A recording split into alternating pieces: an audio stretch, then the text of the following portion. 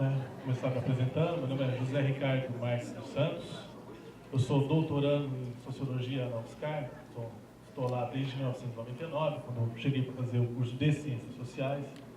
Fiz Ciências Sociais, me graduei com especialização na Antropologia, depois fiz o mestrado em Antropologia e, ultimamente, pulei de muro, né, que a Antropologia e a Sociologia lá é um do lado do outro.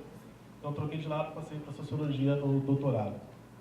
Desde que eu entrei, eu vim, toda a minha esperança como pessoa, ainda na graduação, ainda na escola, ainda no terceiro colegial, era de encontrar um espaço que permitia que eu conseguisse me entender, encontrar um espaço que me desse a oportunidade de entender a minha história, assim, de onde eu vim, quem eu sou, né, por que eu tenho essa cor, qual é a trajetória dessa cor, como que ela foi trabalhada durante o tempo.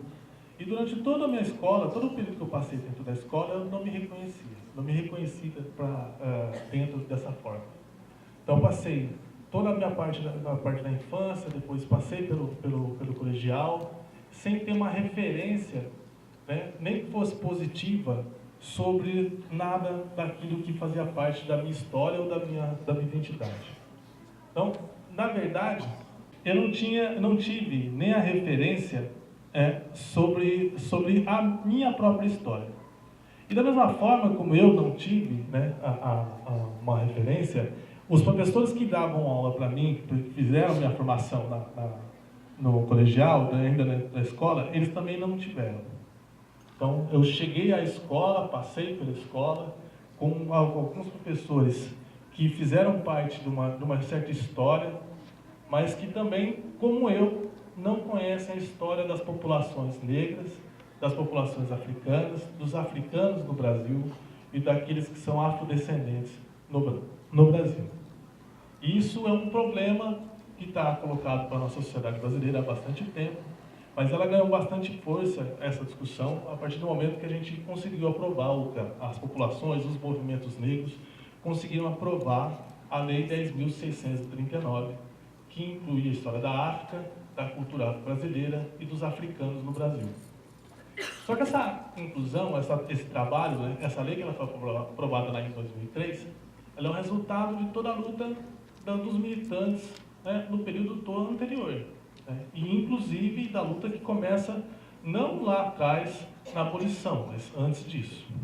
Então, antes da abolição, nós temos na sociedade brasileira diversos clubes sociais negros que foram fundados pelo Estado de São Paulo inteiro, que criaram espaços para que pessoas que quisessem ter essa sensação de ter a inclusão pudessem se sentir incluídos.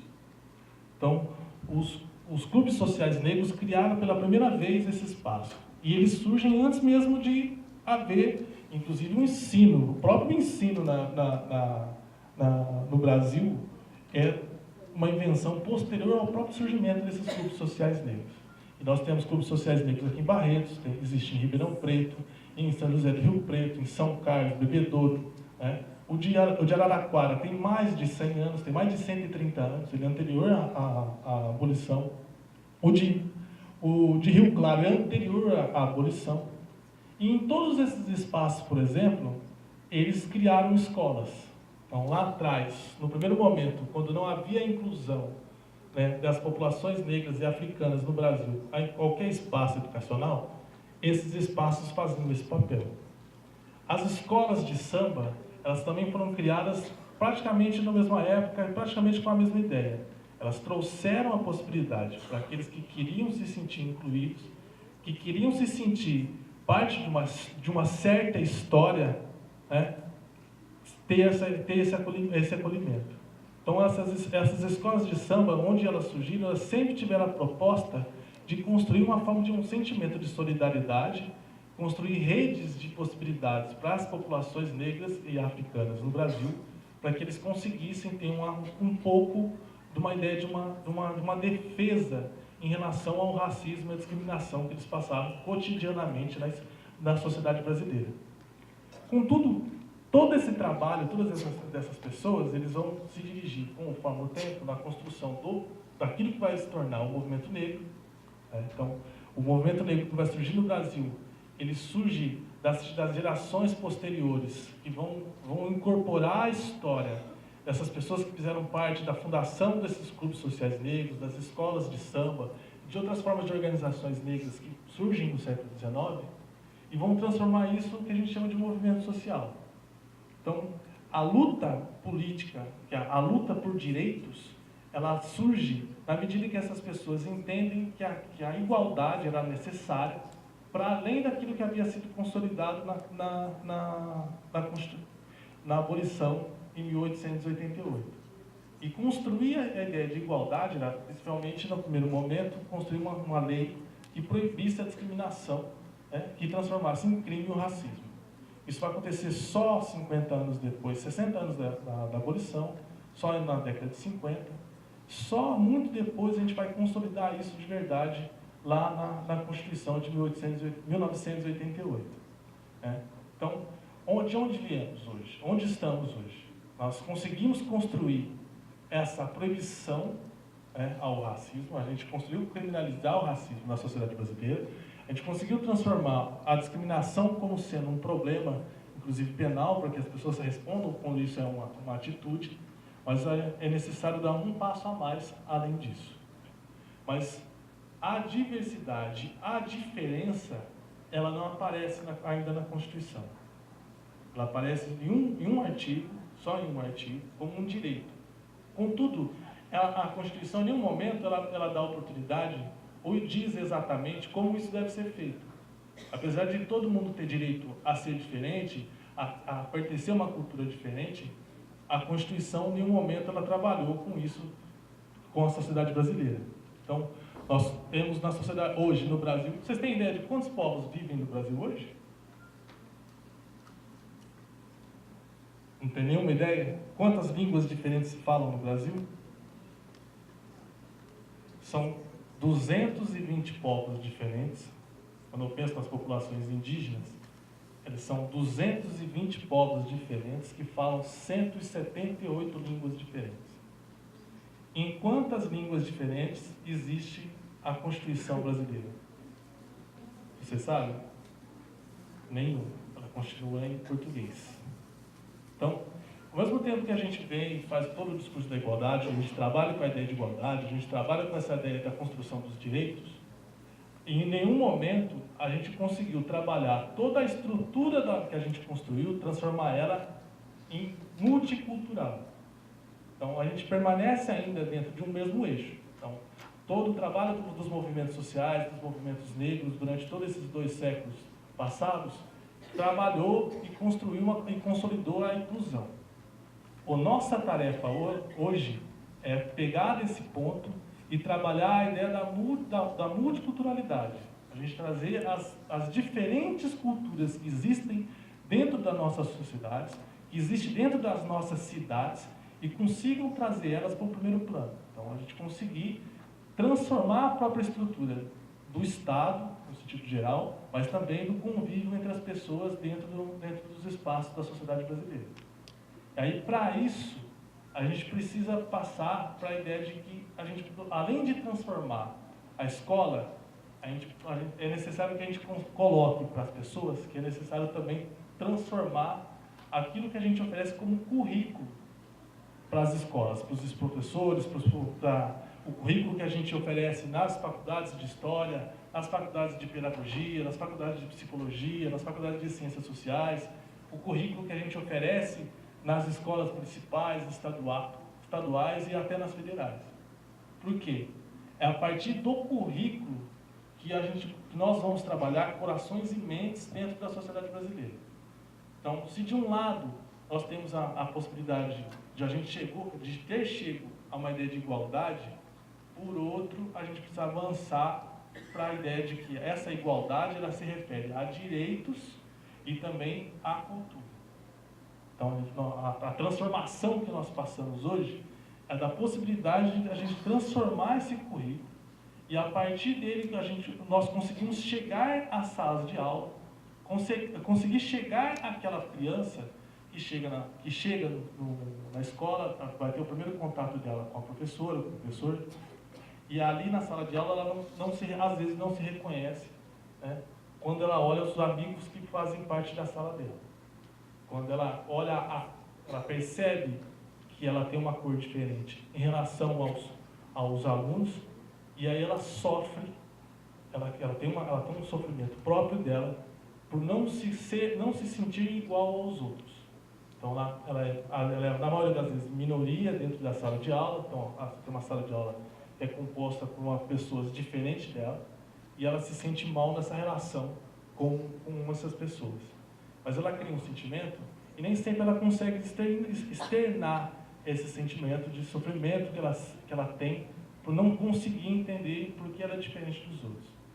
Então, chegar a esse ponto, chegar a a possibilidade de conseguir compreender esse sofrimento dentro de uma criança negra, quando ela chega na sala de aula e ela passa a vivenciar, acho que é a grande tarefa que nós temos hoje. E aí passa para a gente entender o que é cultura, passa para a gente entender essa nova tarefa, que é isso que eu estou dizendo agora, que chama de construir o que a gente chama de multiculturalismo, ou de multiculturalidade. A gente admitir que a sociedade brasileira ela é multicultural, reconhecer essas diferentes culturas, e a partir disso a gente construir formas de empoderamento dessas culturas. Mas como a gente faz isso? Aí vem a grande pergunta: como faz isso? Bom, todo o trabalho que tem acontecido hoje nas prefeituras, no governo estadual, no governo federal, desde 1994, tem se dirigido principalmente aos professores. Tem colocado entendido que a grande via para que a gente consiga traduzir para a sociedade brasileira a existência dessa multiculturalidade, dessas multiculturas que existem no Brasil, passa pela transformação dos professores, passa pela condição de transformar os professores, dar a eles formações que permitam a eles a compreensão, né, dos estados psicológicos das pessoas que chegam em situação de racismo dentro da sala de aula, construir formações que permitam esses professores e professoras que olhem para dentro da sala de aula e percebam os alunos que têm medo de revelar na sala de aula que ela pertence a uma religião diferente daquela da maioria dentro da sala de aula, construir formações para que os professores consigam perceber a forma de interações violentas que vão surgir desses alunos quando eles não conseguem entender o sofrimento dele e eles passam a distribuir a violência para os outros colegas de sala. Então, a própria ideia de a gente entender o racismo, da gente conseguir entender e trazer a multiculturalidade, essa possibilidade de mostrar as diferentes culturas na sociedade, é para que a gente consiga ter um ponto de partida para entrar dentro desse novo mundo, para dentro desse mundo que essas crianças estão construindo dentro do processo educativo, dentro do processo dela, da relação dentro da escola. Porque ali, esse primeiro momento, esse contato que ela tem com o professor, esse contato que ela vai ter com as mães, com os pais, depois quando ela sai da escola, né, a partir do momento que ela vem para a transformação dela na escola, que pode possibilitar ela entender o sofrimento e às vezes levar esse entendimento para as próprias famílias.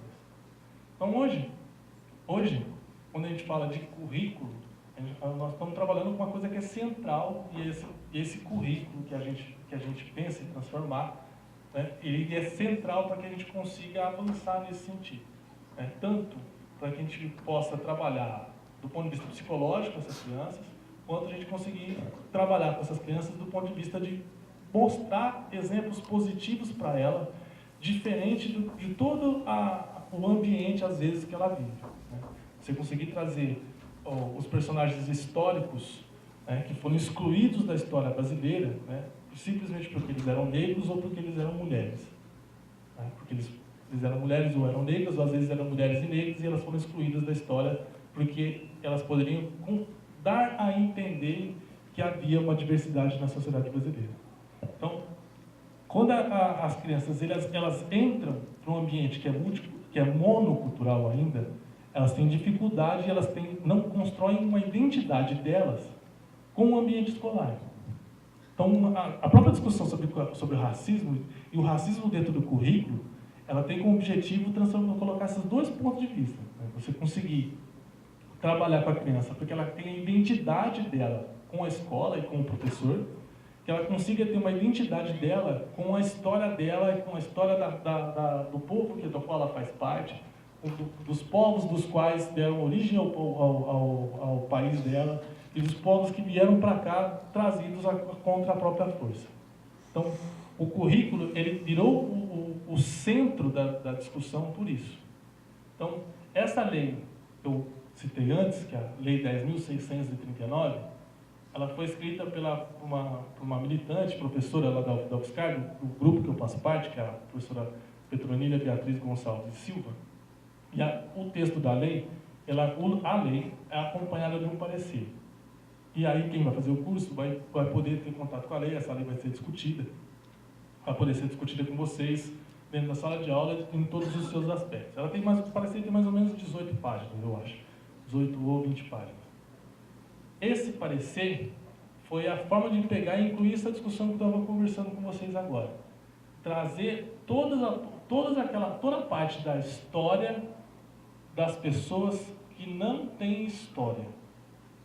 Conseguir trazer toda a diversidade e mostrar para a sociedade brasileira que essa diversidade não fazia parte dos currículos que foram apresentados até 2003. Então, você conseguir acessar essas pessoas, você conseguir pensar a transformação do aluno na sala de aula, passa por você conseguir trazer para ele essa possibilidade de construir produtos, de construir outras formas de entendimento, de construir novas formas de discussão, para que seja possível ele se reconhecer nessa história. Então, a Lei 10.639, ela tem como origem a possibilidade de construir essas novas formas. Né? Então, de certa forma, ela vai corrigir uma coisa que foi promulgada há muito tempo, que foi colocado lá na década de 40, ainda no governo de Getúlio Vargas, quando na reforma Capanema, quando o Getúlio Vargas decidiu fazer uma reforma educacional, ele excluiu da possibilidade da história, de ser contada a história do Brasil, a partir dos pontos de vista das populações indígenas, a partir da possibilidade das populações negras e das mulheres no Brasil. Então, esse parecer, ele tem como ponto de partida trabalhar tudo isso que a gente chama de populações que são historicamente discriminadas. Então, mulheres, povos indígenas e populações negras no Brasil, elas são o objeto desse parecer, porque a ideia é resgatar essas ideias, essas diferentes culturas, buscar as histórias dessas populações e incluir essas histórias dentro do currículo. Incluir as pessoas que fizeram parte dessa história, incluir todas as mulheres que fizeram de alguma forma construir a possibilidade de transformação do Brasil e que foram excluídas da história oficial brasileira, trazer para um primeiro plano toda a história dessas organizações negras que sempre estiveram na base da construção da cidadania no Brasil, mas que não são referidas, não são nem nomeadas quando a gente faz a discussão sobre cidadania. Né? E em nenhum momento é construída a ideia de igualdade. Quando se diz a ideia de igualdade, se diz que a proposta de igualdade surgiu dentro dessas escolas de samba, dentro dessas comunidades de terreiro, dentro desses clubes sociais negros que existem espalhados até hoje na nossa sociedade brasileira. Então, o parecer ele surgiu com essa possibilidade, né? Ele surgiu com esse viés. A partir do momento que ele foi consolidado em 2003, surgiu por todos os espaços, por exemplo, no Brasil, já tem vários espaços diferentes no Brasil, a possibilidade de trabalhar e de construir uma proposta de formação para os professores, para que eles possam também passar por uma transformação. Então, quando a gente vem fazer essa discussão hoje sobre racismo, quando a gente discute no sentido, hoje, o racismo no sentido maior do que aquilo que está colocado na Constituição brasileira, né? Se a gente lembrar que a Constituição, para a Constituição, o racismo é só você impedir o outro de fazer algo. Então, na Constituição, só é racismo se você impeça alguém de entrar dentro dessa sala porque ele é negro, ou se impeço uma pessoa que é branca de entrar aqui porque ela é branca. Então, do ponto de vista ainda restrito, né, da forma como o racismo é entendido na Constituição, a gente precisa ampliar para pensar, e tudo isso que eu estava falando com vocês agora, de trazer a diferença cultural, para dizer que a própria exclusão da diferença cultural também é uma forma de racismo. Quando você nega a possibilidade, daquela criança que chega na sala de aula ter condições de narrar a própria história dela.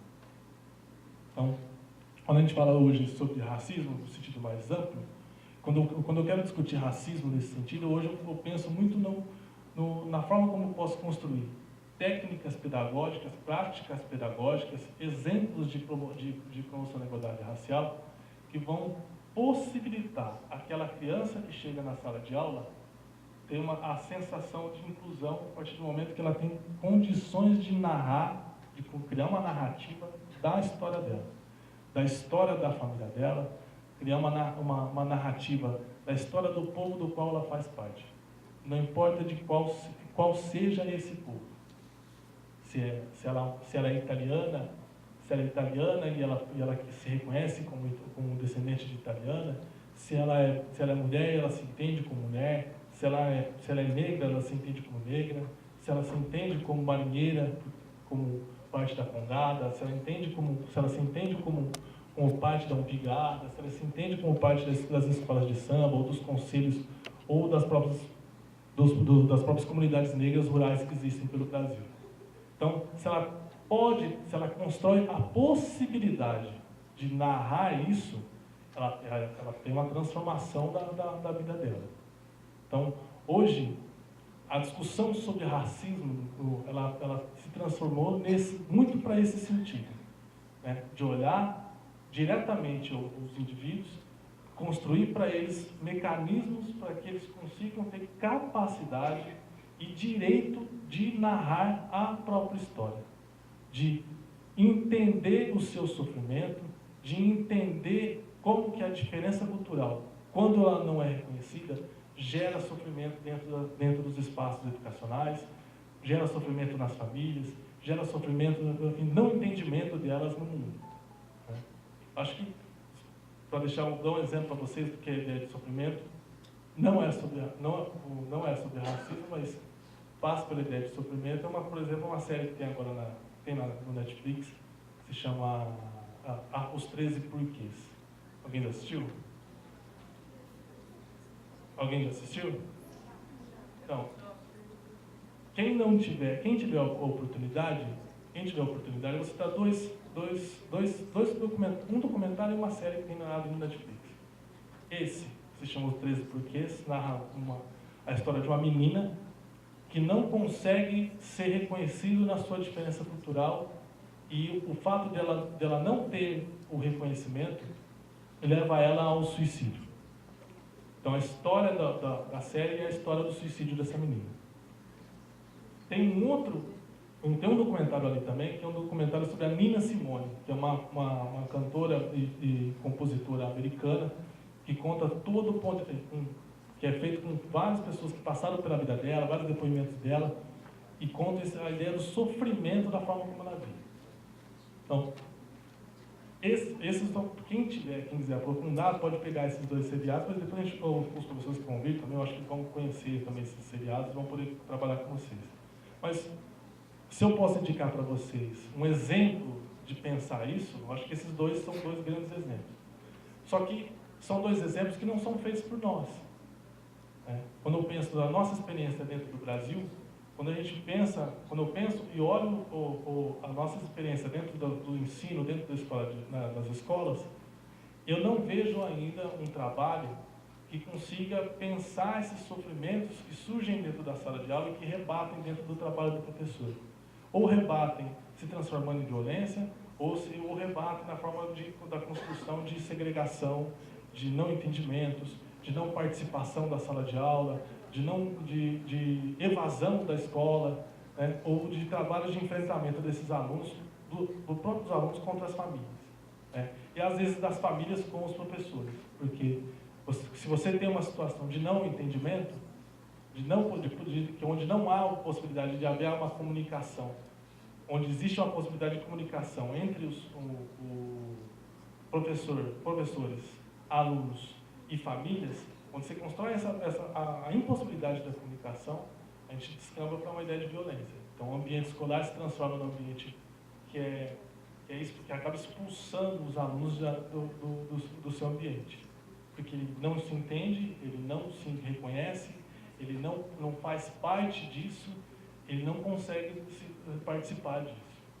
Então, a nossa discussão, a discussão que nós fazemos em São Carlos, no Núcleo de Estudos Afro-Brasileiros, né, ela incorpora toda a história da transformação da discussão, que vem de toda a militância negra, todos os militantes dos movimentos sociais que não são do movimento negro, mas também apoiaram essa luta, incorpora essa transformação para que a gente consiga, na forma da apresentação desse parecer, que aí vocês vão ter oportunidade de discutir isso,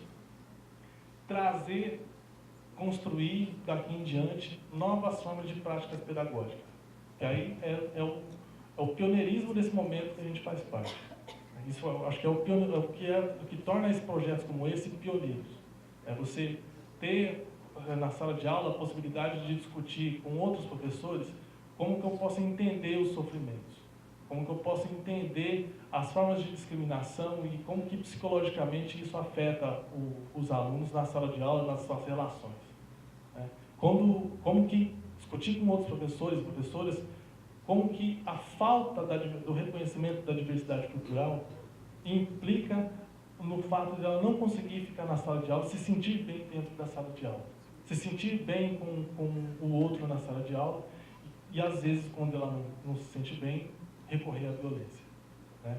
Partir para a violência, seja porque ela se sente agredida, porque ela não é reconhecida, seja porque ela não quer reconhecer uma outra criança, não quer reconhecer que o colega dentro da sala de aula talvez seja negro. Então, esse é o ambiente e o que torna projetos como esse pioneiros. Assim, eu, particularmente, passei a trabalhar, a participar dessa nova fase, dessa nova discussão em 2007. Então, vocês têm uma ideia de como que a discussão ainda é bem recente. Em 2007, o Conselho da Comunidade Negra do Estado de São Paulo criou um projeto que foi aplicado em todas as delegacias de ensino, né, do Estado de São Paulo, para fazer um projeto semelhante a esse que vocês vão poder vivenciar agora aqui em Barretos. Então, foi feito um projeto onde era uma formação de 3 meses e as pessoas faziam parte dessa formação e podiam ter acesso a essa discussão. Depois de 2007, foi surgindo em várias prefeituras diferentes no estado de São Paulo, Secretaria de Promoção da Igualdade Racial, ou se não, às vezes, Divisão de Promoção da Igualdade Racial, ou às vezes essa discussão começou a aparecer nas secretarias de cidadania, de educação, e às vezes em outras esferas diferentes. Quando esse movimento começou a surgir dentro da estrutura da burocrática das prefeituras, dos governos estaduais, ela possibilitou que essa discussão que surge dentro da sociedade atravessasse a própria burocracia brasileira, assim, trouxesse para dentro dela a possibilidade dessa discussão. Então ela começou a também ganhar a possibilidade de existir em outras áreas, né, em espaços que antes ela no primeiro momento ela não tinha acesso. Ao mesmo tempo que essa discussão ela surgiu lá no campo dos direitos, ela atravessou a educação, hoje ela chega e atravessa a própria ideia de cidadania no sentido de acesso à cultura. Você ter acesso à cultura se tornou também um direito. E aparece isso no Sistema Único de Assistência Social. Então, esses programas eles surgiram em várias cidades diferentes. A cidade onde eu moro, que é a cidade de São Carlos, ela construiu um Centro Municipal de Cultura Afro-Brasileira lá em 2000, em 2002 ainda, então um pouco antes, inclusive, da lei, construiu uma divisão, que é a Divisão de Promoção da Igualdade Racial lá, e a cidade de São Carlos decidiu trabalhar todas as formas de diversidade cultural que existiam na cidade, através desse centro cultural e dessa divisão. Então, a cidade de São Carlos ela se transformou em pioneira nesse sentido, porque ela trouxe para um espaço da própria prefeitura a discussão sobre a diversidade da cidade. Então, ela construiu ali um espaço específico para trabalhar diferentes áreas da cidadania, diferentes áreas das divisões do mundo e construir possibilidades ali de construir formações para professores, construir acesso aos alunos para que eles tenham outros tipos de material, construir ali acesso para que os professores pudessem usar materiais para construir e usar dentro da sua sala de aula. Então, aí, isso é uma particularidade de São Carlos. Outras cidades também começaram a ter isso. Então, quando eu olho hoje onde estamos, como que a gente veio dessa discussão sobre direitos e cidadania, e hoje a gente discute currículo, eu sinto que a gente avançou muito nesse sentido. Mas agora é necessário que a gente consiga dar um passo além disso, que a gente consiga oferecer mais cursos de formação para os professores, para que eles possam ter mais acesso a bibliografias, a trabalhos, a experiências de combate ao racismo, experiências de trabalhos sobre processo de discriminação dentro da escola, de sofrimentos psicológicos aos quais os alunos são submetidos no cotidiano. Acho que essa tarefa é o que ficou ainda por ser cumprido.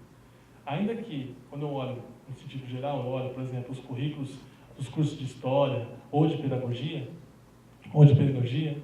ainda não existe a inclusão sobre a história da África, a cultura afro-brasileira, dentro desses currículos. Mas há muitas ONGs, como o IMAMA, tomaram como ponto de partida, como tarefa, fazer essas formações. Então, hoje vocês vão ter, a partir de agora, vocês têm esse acesso aqui, como em Barretos, em São José do Rio Preto, também outra ONG também fez isso, como em Ribeirão Preto também acontece isso através do Instituto Plural, como em São Carlos, o NEAB e diversas ONGs que fazem parte de São Carlos, também cumpre isso. Então, eu trouxe para vocês, que eu vou falar, um pouco dessas fotos aqui, que é um pouco isso também. Trazer isso para as ONGs hoje do Brasil, elas tomaram isso como uma tarefa. Então, o que vocês têm hoje é parte de uma iniciativa muito recente e que tem como foco trabalhar toda a possibilidade de construir os meios para que os professores consigam ter acesso a novas discussões, meios de forma de entendimento do direito, novas formas de práticas pedagógicas, trazer essa produção que muitas vezes fica presa dentro das universidades e que não é socializada de uma forma tão fácil com a sociedade brasileira. Então, também romper esse isolamento que faz um pouco da parte da própria história das universidades. Então, trazer essa produção para vocês hoje é um pouco compartilhar tudo isso que é feito pelas nossas universidades. Então, em 2007 nós tivemos uma grande formação. Agora, em 2009, o NEAB fez uma nova formação também. Uma nova formação, ela fez com a mesma ideia, construiu um projeto onde havia uma quantidade de aulas, onde as pessoas tinham acesso a uma nova bibliografia, onde era pensado um tipo de trabalho com esses professores para que eles realizassem nas suas escolas. E esse projeto foi aplicado para 3.000 professores em 9 cidades da região de São Carlos. Aí, várias das pessoas que fizeram parte desse projeto vão fazer parte agora também com a gente aqui. Então, vou trazer essa experiência para cá, agora para vocês aqui em Barretos, em Matão, em Bebedouro e para todas as outras cidades que vão fazer parte disso também. Então, essa nova tendência, ela tem um foco específico no currículo, nas possibilidades de a gente entender os currículos de uma forma diferente. De trazer isso para dentro da sociedade e socializar isso para essa produção. Então, o currículo que vai ser apresentado para vocês agora, na formação, por exemplo, é o que existe de mais atual na discussão, nessa discussão sobre racismo, sobre a discussão de como a gente pode pensar a África de uma forma diferente, como que a gente pode reconhecer, como que a gente pode trabalhar com a literatura africana no Brasil, qual a relação dessa literatura com o Brasil, como que a gente pode trabalhar a Carolina de Jesus, que a professora Elisa citou aqui, né? Como que a gente pode incluir a Carolina de Jesus dentro do ensino da literatura, a gente trabalhar com Mia Couto dentro da sala de aula, construir possibilidades de trabalhar com autores que são atuais, como Ferrez, que é um autor que escreve um tipo de literatura específica no Brasil, que chama literatura marginal, trazer essa produção que é bem contemporânea, que trabalha muito a formação e a ideia de identidade, para que vocês possam ter acesso a isso. Então, é uma forma de compartilhar esses conhecimentos que estão sendo produzidos dentro das universidades. Uma parte do material é feito na Universidade de Santa Catarina. Então, as pessoas que fazem parte hoje, por exemplo, vão ter acesso a esse material. Outra parte é dos próprios professores que fizeram parte do NEAB, do Estudo Afro-Brasileiro de São Carlos, que vão trazer a experiência deles de trabalhar dentro dessa perspectiva. Então, essa tarefa, essa possibilidade que vocês vão ter agora, ela faz parte desse momento, assim, desse momento mais geral, de construir possibilidades novas de entendimento, acesso a novas práticas pedagógicas, acesso a trabalhos que discutem as condições psicológicas dos alunos dentro da sala de aula, os sofrimentos que eles têm dentro dessas salas, para que vocês possam construir uma porta de entrada para essa nova discussão, para todo esse momento.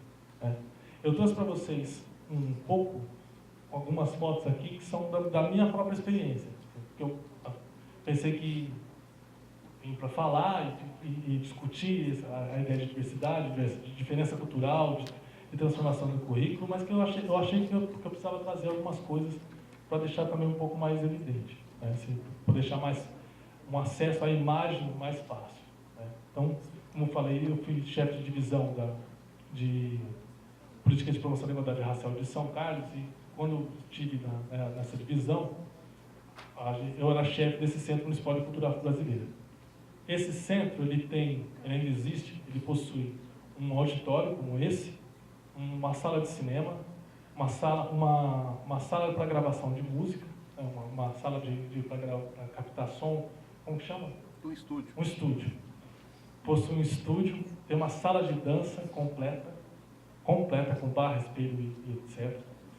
Tem dentro dela uma biblioteca específica sobre a história da África, específica com história dos afro-brasileiros, uma biblioteca que contempla com todas a nova produção infantil, que trabalha com histórias infantis para crianças, e está colocado dentro como uma possibilidade de espaço para todos da cidade passar por lá. Então, eu, com os professores da cidade de São Carlos, montamos semanalmente uma formação dentro desse espaço. Então, eles iam para lá, eles tinham uma formação sobre apresentação de dança para eles faziam parte dessa apresentação de dança, eles assistiam um filme, depois eles tinham acesso a uma exposição que era feita dentro do espaço, porque também tem um espaço para exposições culturais, e depois disso, os professores ficavam com a possibilidade de incluir essa discussão nos projetos pedagógicos das escolas das quais eles fizeram parte. Então, a gente atendeu em um ano todas as escolas municipais, todas as escolas estaduais da cidade de São Carlos que passaram por esse espaço, por essa formação.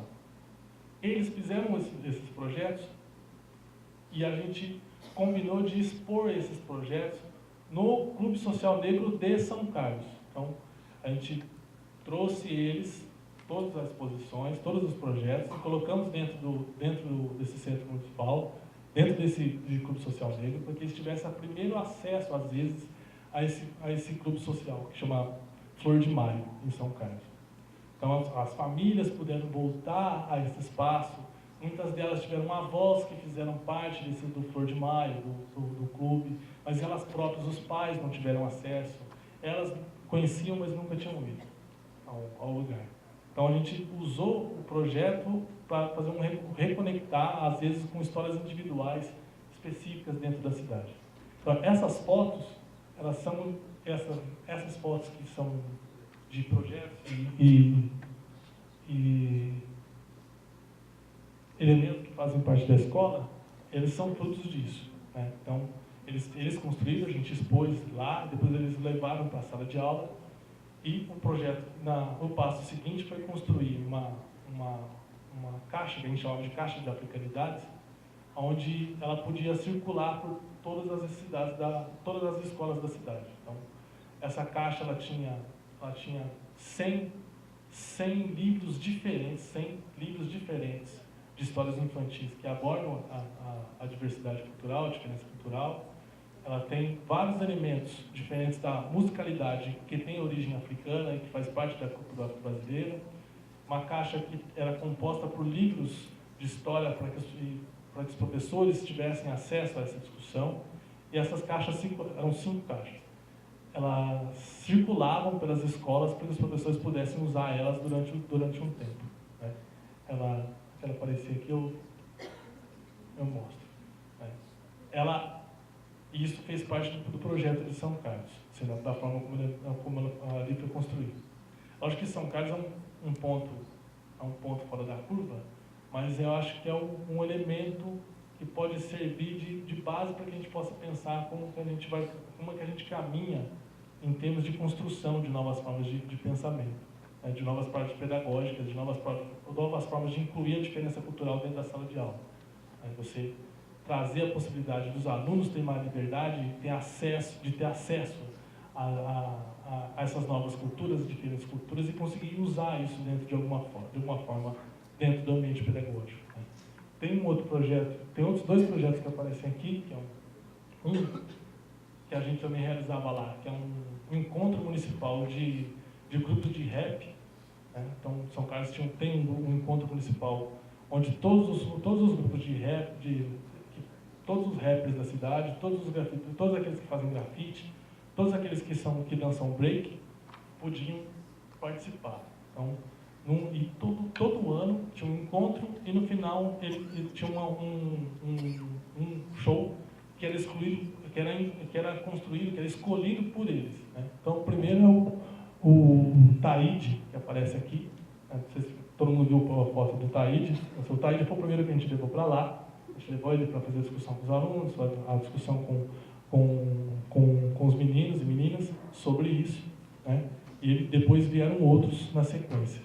Outro projeto que a gente construiu era uma oficina com capoeiristas. A gente construiu um encontro de capoeiristas da cidade, onde o mestre Misael aparece aqui.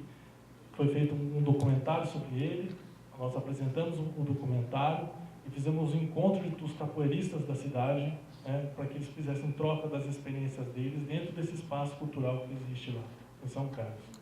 E um outro projeto que eu trouxe é uma oficina de tranças, que nós fizemos dentro com parceria com o SESC, onde a gente trouxe as mães que são trançadeiras, que fazem parte das comunidades, para dentro do SESC, para que elas dessem aulas de como se faz tranças nas crianças e oferecesse isso para as demais mães que fazem parte das escolas, né? Que é uma forma de trabalho, que era uma forma que a gente construiu de ter acesso à família, trazer um aspecto que é tradicional das culturas afro-brasileiras, né? Que é a ideia de tranças que é construídas entre elas, e trazer isso, valorizar isso do ponto de vista da relação pedagógica, né? Você construir a possibilidade de incluir dentro da sala de aula e trazer isso como um elemento para ela.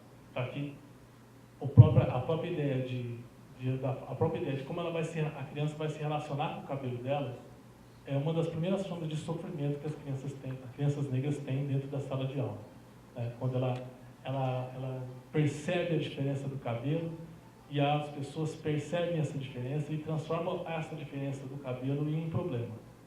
Então, fazer oficina, divulgar essa oficina e trabalhar isso dentro da escola foi uma forma de a gente trabalhar uma outra forma a isso, né? E um outro exemplo que a gente fez também, que eu trouxe aqui, já passou ali, aquela foto onde está todo mundo de branco passando em volta de uma fonte, é um encontro municipal de culturas afro-brasileiras, um encontro municipal de religiosidade afro-brasileira. Então, nós fizemos 3 encontros municipais de Umbanda e Candomblé de São Carlos. Nós trouxemos eles para se encontrar pela primeira vez. São Carlos são mais ou menos 60 ou 70 centros diferentes. Então, a primeira vez que eles tiveram um contato com o poder público, a primeira vez que eles tiveram acesso a um ambiente, essa é uma das fotos. A primeira vez que eles tiveram acesso a um ambiente público, a primeira vez que eles tiveram acesso a um debate com a sociedade, para que eles pudessem fazer ganhar visibilidade dentro da cidade de São Carlos, né? Então, são áreas diferentes, Infelizmente, eu não tive possibilidade de fazer um encontro com das religiões evangélicas, que é uma etapa que eu ainda queria fazer. Mas acabei saindo da prefeitura, então acabei não fazendo. Mas isso são elementos diferentes, são culturas diferentes, que fazem parte de histórias diferentes das populações negras no Brasil. Então, o acesso àquela criança que ela pode fazer parte, às vezes, de um grupo de umbanda, ou às vezes ela pode ser só de uma escola de samba. Mas são culturas diferentes. As duas podem ser reconhecidas como negras, mas elas são culturalmente diferentes. Então, eu posso ter diferentes culturas e uma diferença cultural que atravessa toda a sociedade, mas atravessa também a própria população dele. Então, elas não são iguais do ponto de vista, elas não podem ser pensadas iguais do ponto de vista pedagógico, porque elas não são, elas têm uma diferença cultural que constrói elas, mas essa diferença não pode excluir elas. Essa diferença tem que vir para dentro da sala de aula para que elas consigam se pensar e elas consigam se sentir reconhecidas e fazer parte da identidade da escola, né? Fazer parte se sentir como parte da própria escola, como parte do processo pedagógico, né? Então, trouxe esses exemplos, podia trazer outros, mas achei que esses aqui eram mais diferentes possíveis.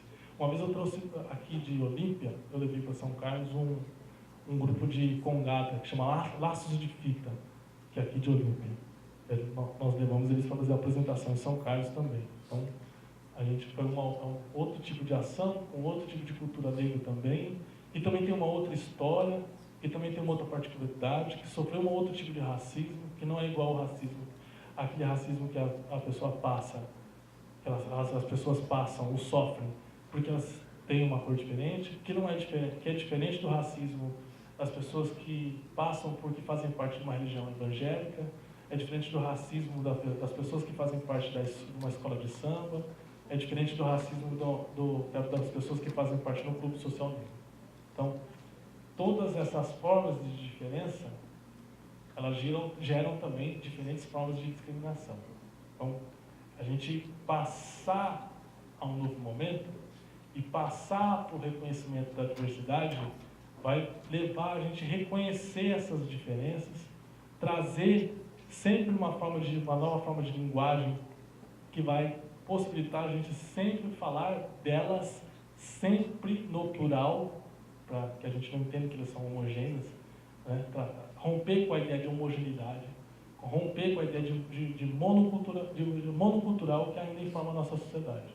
Então, elas são partes da nossa sociedade, elas são partes da nossa cultura, mas elas são diferentes e são plurais. Então, ao mesmo tempo que a gente pensa a transformação da cultura, isso também é uma transformação da nossa própria postura em relação a elas, né? A todas essas formas de diferença, né? Acho que hoje isso é o centro do nosso debate. Acho que é isso que a gente traz e que a gente espera que a gente consiga fazer mais formações como essa, que a gente tenha a possibilidade de participar, de apoiar mais iniciativas que tragam esse pensamento e ofereçam aos professores, porque quando eu penso que a gente tem que transformar a possibilidade daquela criança ter uma visão de mundo diferente, eu tenho necessariamente que pensar nos professores, porque é através deles que eu vou construir uma possibilidade de ver o mundo de outro jeito.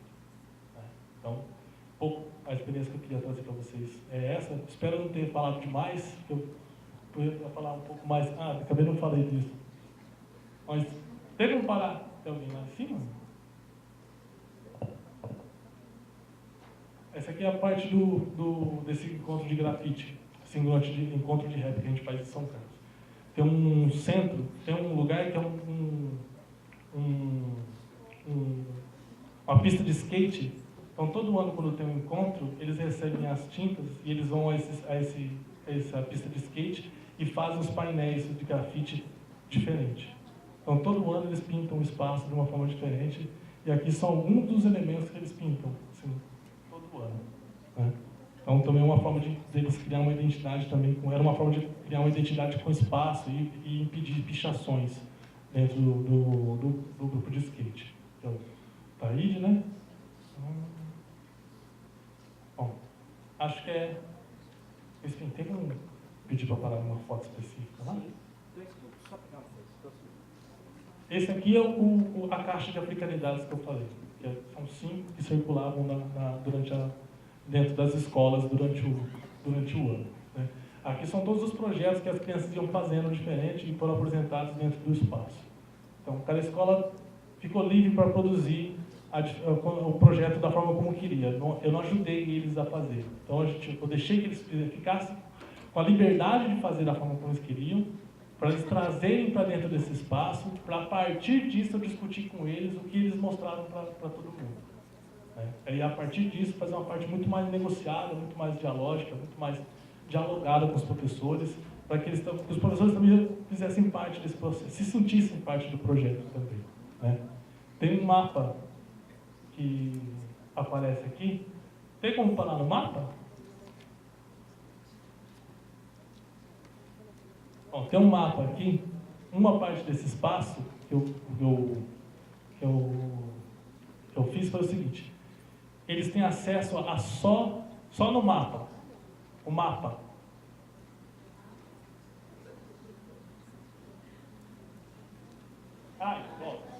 Esse mapa.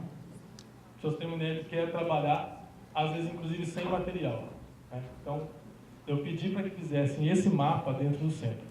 Por que eu escolhi esse mapa? Primeiro porque ele quebra com a ideia monocultural que a gente tem em relação aos mapas. Então, o norte, aquilo que a gente entende como sendo norte, ficou embaixo. Aquilo que a gente entende como sul, em cima. Certo? A pessoa que fez esse mapa é um australiano. Né? Ele saiu da Austrália e foi estudar geografia nos Estados Unidos. E quando ele chegou lá, todo mundo dizia para ele que ele tinha nascido no fim do mundo. Né? Porque ele era australiano, ele era de Canberra. Canberra é bem na parte de baixo, bem na pontinha de baixo, aqui de cima, né? Da Austrália. Ele se irritava com as pessoas de falarem que ele morava no fim do mundo. Ele morava no fim do mundo, fim do mundo, fim do mundo, fim do mundo. Então ele falou: não moro no fim do mundo. Vocês têm uma ideia distorcida sobre a forma como o mundo é representado no mapa. E eu vou mostrar isso. Então ele fez um mapa, ele próprio fez um mapa, onde ele colocava a Austrália no centro do mundo, né, o norte embaixo e o sul em cima, para provar que era possível mostrar para as crianças um outro jeito de ver o mundo. E criar uma forma de combater, por exemplo, a ideia de que o superior fica em cima e o inferior embaixo. Que necessariamente o norte é superior, por isso ele fica em cima, e o sul é inferior, porque ele fica embaixo. Então ele trocou os polos, ele deu os tamanhos exatos que eles têm, então pode perceber que é bem diferente as proporções do mapa comum. E aí esse mapa ganhou o nome dele, que é Robodier. Né? E aí eu fiz questão de colocar isso dentro do centro para discutir com as crianças, e toda vez que elas chegavam lá, e mostrar para elas que o mundo não tem lado de cima e lado de baixo. a ideia de mundo de cima, lado de cima e lado de baixo é um jeito de criar uma hierarquia. E criar uma hierarquia que submete algumas pessoas a ser subalternos e a outras a ser os grandes dominadores. Então, isso para construir uma forma de discutir essa discussão com os alunos, né? Que é, às vezes, sem também o material. Porque, no geral, o que a gente tem no ambiente geral da escola é o quê? Nós não temos materiais. Então, a ideia também do curso é criar as possibilidades para que vocês, professores e professoras, também consigam fazer transformações dessa forma, né? Pegar o globo terrestre e inverter ele, colocar ele do outro ponto de vista, né? E mostrar para os alunos que não existe lado de cima e lado de baixo do mundo, né? Às vezes pegar estrelinhas, outra coisa que eu fiz também, que tem um corredor no meio desse centro, e ele é bem escuro. Então eu peguei só aquelas estrelinhas que acendem, que você deixa na luz, depois quando ela acende ela brilha, é fluorescente. Peguei essas estrelinhas e fiz as constelações dos povos Guarani. Então, a constelação da capivara, a constelação do cervo, a constelação da cobra, para mostrar para elas que existem outras formas de ver o mundo e de ler as estrelas também. Então, a nossa ideia que a gente trabalha hoje também nesses cursos é muito isso também, da gente criar outras formas de possibilidade de entender, de usar às vezes materiais que estão tão fácil na nossa mão, para suprir um pouco da deficiência que nós temos em termos de produção, né? de acesso a livros didáticos, às vezes a própria produção dos livros didáticos, né? Uma vez que, como a professora Elisa falou, nem a Carolina de Jesus ela está incluída dentro da sala de... Ela nem estava incluída no ensino de literatura brasileira. Porque, vocês estão entendendo que é isso, é o seguinte: a partir do momento que ela publicou o Quarto de Despejo, que é o primeiro livro dela e o mais famoso, ela foi automaticamente traduzida para 9 línguas diferentes. Ela foi traduzida para essas 9 línguas, ela tinha um nível de venda maior do que todos os escritores brasileiros que eram vivos naquela época, né? Mas ela não existe, ela não é nem mesmo citada como transformadora da literatura brasileira no ensino normal da literatura no Brasil. Ela nem mesmo é citada. E o caso do Drummond de Andrade era vivo e teve menos sucesso que ela na mesma época. O Machado de Assis era divulgado, mas não como ela nessa mesma época. Então vocês têm uma ideia do que é o absurdo do fato de não ter uma pessoa dessa como parte da história da literatura brasileira, né? Mulher negra, e que transformou a literatura mundial, mas não é reconhecida dentro do Brasil.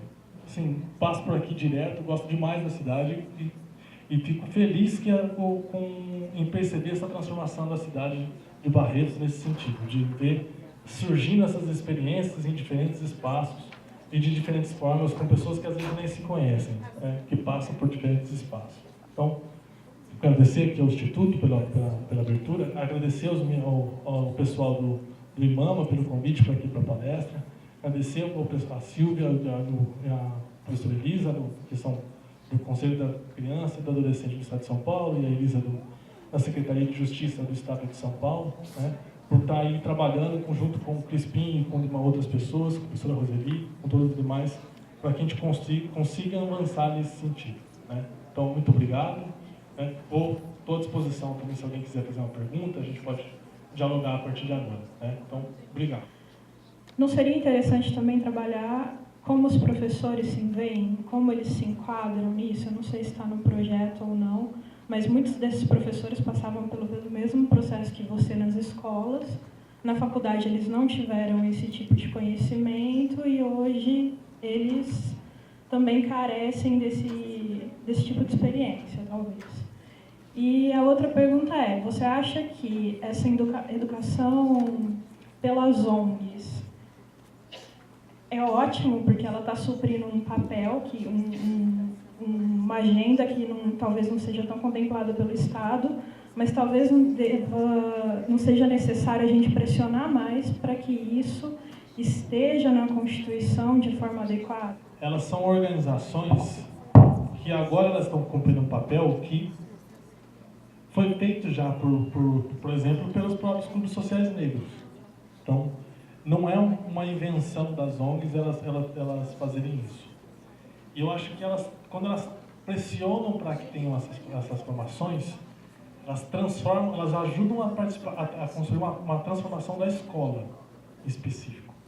Porque elas levam para os professores e fazem ter contato com outra agenda, diferente daquela uma agenda que é engessada, que parte da burocracia normal. Então, a burocracia quer sempre a aplicação, ela quer resultado, ela quer que a criança vai fazer a prova no fim do ano, ela quer saber se o professor atingiu a nota que ela quer e etc. Então, muitas vezes essa agenda ela não consegue ser aplicada pelo conjunto dos professores porque eles estão presos dentro dessa burocracia também. Então, é um pouco de você pressionar por dentro a engrenagem. Então, assim, eu gosto dessa perspectiva. Não gosto quando ela se propõe a substituir. E aí é uma outra visão. Quem se propõe a substituir o que o governo tem que fazer, ou os governos devem fazer, ele geralmente é contra que essa discussão seja feita, inclusive, dentro da sala de aula. Então, ele não quer falar sobre diversidade, ele quer construir a ideia de manter a homogeneidade dentro da escola. Então, isso acaba sendo uma agenda diferente e acaba sendo... Hoje, isso não é a maioria. Então, assim, ainda que é um debate forte que a gente tem que fazer e tem que criticar quando é isso.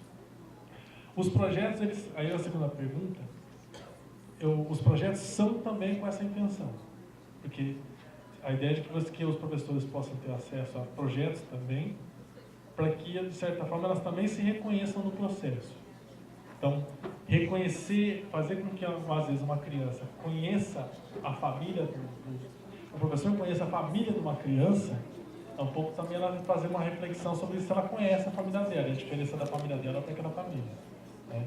Ou, às vezes, a diferença da experiência ou a igualdade da experiência. Eu passei por isso. Então, na sala de aula do projeto que a gente fez na região de São Carlos, tinha muito isso. Então, o professor chegava, quando ele conseguia aplicar o projeto na sala, depois ele voltava para nossas discussões e ele falava, eu não sabia o tamanho do sofrimento que essa criança estava passando. Eu não conseguia enxergar isso aqui, essa perturbação dela para dentro da vida dela. Né? E trazia isso para dentro da experiência dele. E aí muitos colocavam relatos e conseguiam entender o que eles passaram. Porque uma parte é de você não entender, o fato de você não saber faz que às vezes você não entenda aquelas coisas que você passou. Então, a violência que os professores passaram quando eram parte da escola, muitos ainda não tiveram ainda a possibilidade de compreender essa violência. Mas quando elas passam a compreender, a prática passa a ser outra. Né? Isso transforma também no processo. Pelo menos a experiência que nós tivemos, quando a gente teve essa experiência, quando a gente aplicou pelo Conselho da Comunidade Negra Estadual, lá em 2007, agora com essa formação das 9 cidades da região de São Carlos, foi assim. Então, esses 2 momentos que eu participei, isso aconteceu. Então, acho que pode ser que seja uma tendência mesmo, a partir do momento que você passa mais essa discussão. Entre saber e entender, gostaria de perguntar o seguinte: quando o professor, às vezes, está até capacitado para trabalhar com o aluno, mas às vezes não conhece toda a trajetória da pessoa negra. Por exemplo, eu sou portador da anemia falciforme, que é uma doença hereditária da África. E então, às vezes pode acontecer de uma criança passar mal ou ficar doente dentro da sala de aula, até mesmo decorrente dessa própria anemia, que talvez a pessoa tenha e nem saiba. Como que você acha que deve proceder nesse caso? Por exemplo, eu fui para Ribeirão ontem e teve uma criança que ela teve um AVC na escola. Ela é da raça negra. Pode ser decorrente de uma anemia, talvez, ou não. Isso é uma formação que é necessário que a gente faça com eles. A gente leve a eles para que eles possam fazer esse reconhecimento. Quando eu penso a chave para a mudança das visões de mundo, eu penso que o professor ele tem que ter a oportunidade de passar por uma formação que permita a ele conseguir fazer esse reconhecimento. E permite ele entender que dentro das populações negras o índice de AVCs é maior, né? Porque tem maior número de infartos entre as populações negras, seria uma incidência maior de problemas cardíacos. Isso pode gerar AVCs, mesmo em crianças muito jovens, crianças e jovens, né? Assim, muitos jovens morrem de AVC muito jovem, muito cedo, porque elas não têm esse conhecimento, de entender que ela tem uma coisa muito específica da trajetória dela. Mas isso eu acho que tem que fazer sempre parte da formação. Assim, trabalhar essa diferença cultural, trabalhar a diferença mostrar que a saúde das populações negras tem coisas que são específicas, mostrar que você tem políticas de combate à anemia falciforme no governo estadual, no governo nacional. Não sei se aqui da cidade tem, mas vários lugares tem, várias prefeituras tem, São Carlos tinha. Então, às vezes ele não tem nem acesso a isso. Não só ele não tem às vezes ele não tem o conhecimento, às vezes ele tem o conhecimento, mas ele não tem acesso ao material. Ele não tem acesso a uma formação que permite que ele próprio construa um material para ele na sala de aula, né? Então, acho que as formações têm que ter, para mim, tem sempre que ter essa possibilidade, assim, de criar uma autonomia para que os professores e professoras consigam construir também materiais. Eles consigam também ser independentes, ter autonomia, inclusive, para pressionar dentro das escolas para que tenham materiais, para que eles tenham acesso a materiais.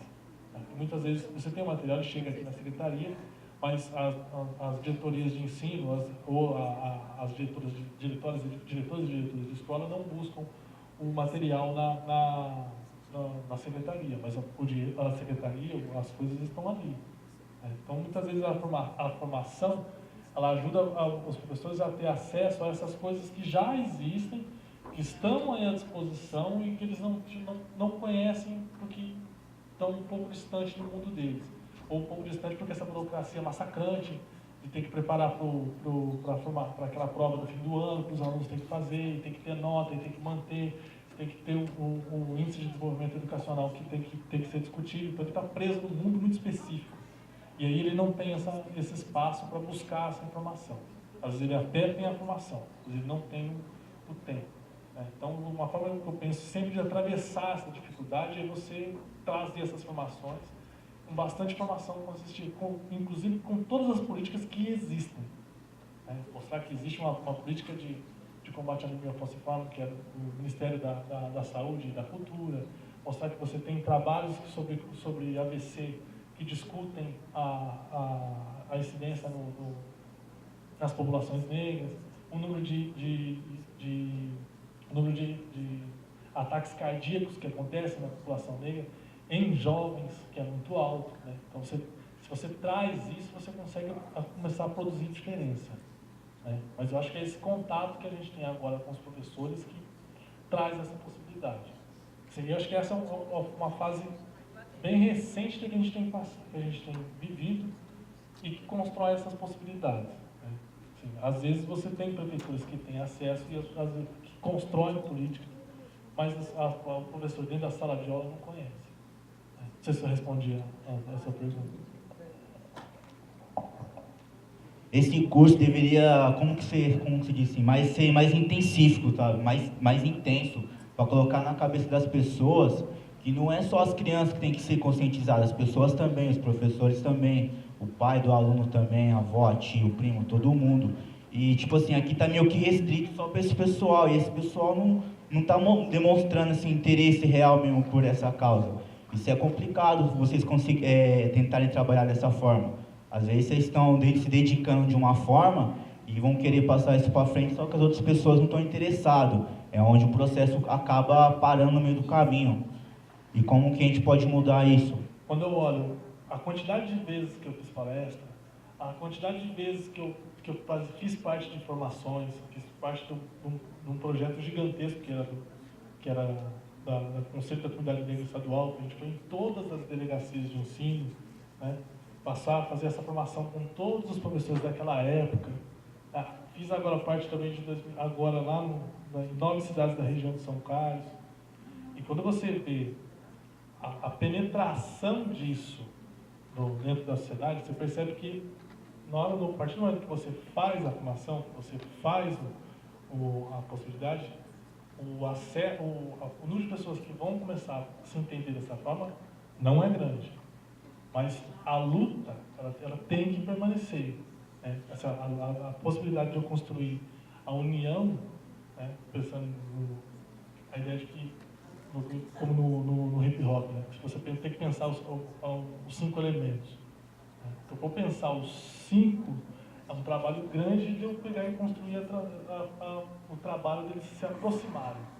Né? Então, o espaço aqui é o espaço da aproximação das pessoas. Assim, delas entrarem no mundo que elas não têm nenhum conhecimento, que elas muitas vezes desconhecem a existência de muitos dos nomes que a gente cita. Né? Ter acesso, às vezes, com uma literatura que às vezes são difíceis de ler. Né? Conviver com outras formas de pensamento. Isso, às vezes, pode num primeiro momento, pode afastar, assim, num primeiro momento. E, ao mesmo tempo, aqueles que ficam, né, aqueles que querem participar, eles vão se sentir tocados nas vidas deles para isso. Então, a luta, eu sempre penso que no outro dia eu vou fazer tudo de novo, mesmo que não fique ninguém.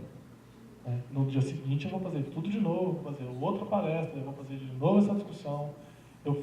Faço essa discussão desde 99, eu não tenho nenhuma dúvida de que a minha transformação na sociedade é minúscula. Né? Mas aí faz parte de mim, da história, de eu entender a história que eu faço parte, de todos que vieram antes de mim, né? E entender que eu tenho que continuar fazendo isso. Né? Eu consegui trazer reduzir esse espaço que existe entre as diferenças, entre aqueles que são MCs e os que são professores. Né? Fazer eles entenderem o que é o break, conseguir colocar o que é o grafite, mostrar que tem outras formas de trabalhar o grafite, né? Mesmo dentro da escola, né? Mesmo dentro da sociedade, assim, nos espaços, envolver a comunidade. Então, a partir disso, trabalhar sempre essa relação entre o que são os pais, os que são os filhos, o que são os professores. Mas eu sempre penso que eu quero transformar os 3. Se um dia amanhã a gente vai fazer isso e falar tudo de novo, eu falo tudo de novo. Né? E é um pouco isso que o próprio rap faz. Né? Então, faz parte da história do rap, acho que faz parte também da história do movimento negro no sentido geral, nas suas várias frentes de luta, né? Nas suas várias frentes de discussão. Né? Então, às vezes sempre parece um recomeço, parece que todo dia é começar de novo. Né? Mas cada vez se você tem uma resposta positiva, eu sempre fico feliz com as respostas positivas que eu recebo, porque às vezes elas são minúsculas também. Né? Uma professora, nesse curso que eu citei, que a gente apresentou para 3 mil professores da região de São Carlos, uma professora chegou para mim e falou assim: professor, eu não sabia, assim, ela chegou na sala de aula, em nenhum momento, para você ter uma ideia do que é a percepção da mudança. Na sala de aula ela disse assim: professor, em nenhum momento eu citei qualquer discussão sobre história da África, sobre cultura brasileira na sala, mas eu mudei minha linguagem. Assim, eu mudei o jeito, às vezes, que eu me referia. Ela passou a usar o plural, começou a discutir, falar sobre diferenças. Né? E no momento que ela conseguiu fazer isso na sala de aula, isso se tornou normal, uma aluna veio para ela, chamou ela de canto: professora, aí abriu a cabeça e mostrou a guia, as guias da Umbanda. Mostrou para ela: estou fazendo a cabeça, que é a passagem. As crianças, quando elas vão fazer a iniciação, às vezes elas usam em algumas formas de Umbanda, elas usam algumas guias que elas têm que usar por um período de tempo. Mas elas têm vergonha de usar isso dentro da sala de aula. E elas têm vergonha de mostrar isso na sala de aula. Mas ela tinha com a camiseta até aqui em cima, para não mostrar que estava usando. Ela veio, abriu, mostrou: ó, professora, sou da Umbanda. Né? E fechou a camiseta para não mostrar para os outros. Mas ela sentiu a confiança na professora. Ela não tinha falado nada dentro da sala, mas ela percebeu a diferença. Então, assim, isso para mim é o que eu espero, assim, de verdade. Eu acho que essas transformações, assim, aquela criança que se sentiu, que ela chegou lá no centro e ela viu que o mundo não tem lado de cima nem lado de baixo, ela começou a mudar a vida dela. Tanto que aqui eu não trouxe, mas quase todos os projetos tinham o globo com o norte embaixo e o sul em cima. Não existe um globo para vender desse jeito, mas as escolas passaram a fazer isso.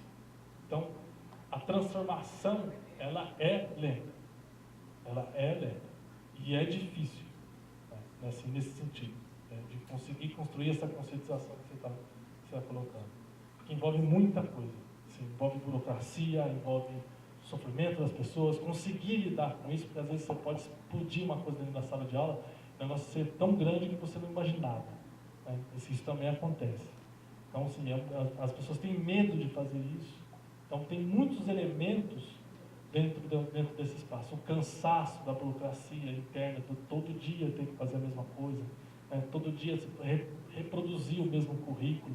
Então, isso é um cansaço forte também, que faz parte do ambiente escolar. Porque é um ambiente homogeneizador, que achata os alunos em carteiras iguais, para que eles entrem em ordem nas salas, em fila, separados meninos e meninas, do menor para o maior, uma ordem. Tá? E os professores têm isso também na pele. Então é difícil assim, você fazer essa passagem. Mas é todo dia que a gente tem que fazer isso de novo. A gente acordar de novo e fazer isso de novo. Eu me sinto assim. Tipo, a possibilidade, existir um espaço já é uma grande luta. Vir aqui a segunda vez para fazer isso é uma grande luta. Já é uma transformação. Isso aqui há 3 anos, hoje estou aqui de novo. Então, e se tiver que fazer isso no ano que vem de novo, eu faço de novo. No outro ano eu faço de novo. Vou fazer isso todo ano. Aqui na faculdade que eu dava aula, a gente fez 5 vezes seguidas. Todos os anos a gente passou a fazer. Eu não tenho preocupação em sair de São Carlos, vir para cá. A cidade não tem nem ônibus mais, eu perdi o ônibus para vir para cá, mas eu consegui chegar aqui para vir aqui e falar com vocês, assim, de ter que andar a pé do meu bairro até a rodoviária, porque não tem ônibus, porque o ônibus está quebrado e não vai ter ônibus, sabe, uma coisa assim. Mas chegar e fazer, entendeu? De ter espaço e a gente conseguir fazer de novo.